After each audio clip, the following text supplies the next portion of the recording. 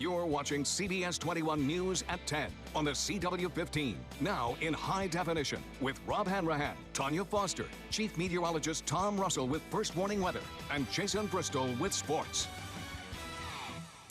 Well, tonight here on CBS 21 News, we have a soldier's new mission: to walk home. Sergeant Rob Easley is still recovering from all of his injuries he suffered after stepping on an IED on the battlefields of Afghanistan.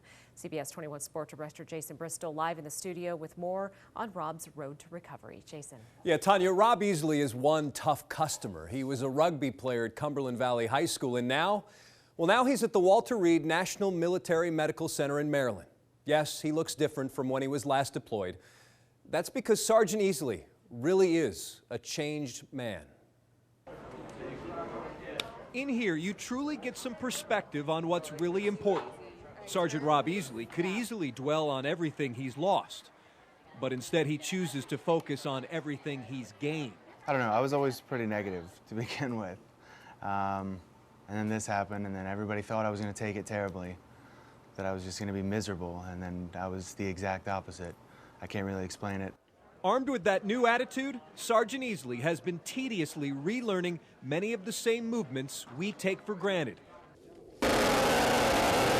Ever since stepping on an IED last October in southern Afghanistan, it ripped through his flesh and bones like thousands of tiny chainsaws.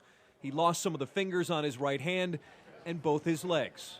His wife was then shocked to see the man she married was a shell of himself. Just to see him so tiny in the bed, and it was hard. Then came the really hard part, building Rob back up. That's why he's here. This place is called MATSI. This is the Military Advanced Training Center, and Rob spends about 3 hours a day in here. Once he puts on his prosthetic legs, Rob goes to work, maneuvering around a track, shuffling from side to side, strengthening his core, which is crucial because he'll need even more muscle to walk around. What you don't see are all the people like Rob, missing arms and legs, helping each other deal with what's ahead. So we've found that the ability to interact with patients with similar injuries has been beneficial along many aspects. An added boost? Rob can't believe he's met LeBron James, Peyton Manning, the vice president. Support from celebrities and strangers, friends and family, it all adds up. It's good to see him excelling and doing so well and moving quickly and being very determined. That's not to say Rob's road to recovery's been easy. It hasn't, and it's not over either. Someday, though, the power of positive thinking will help Sergeant Rob Easley walk and not roll out of here a changed man. I'm not going to let this beat me. Life is certainly not over.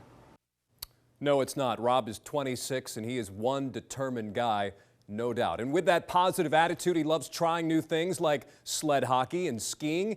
And he's coming back home this weekend. Friends and family holding a special fundraiser to help he and his wife Megan with things that aren't covered.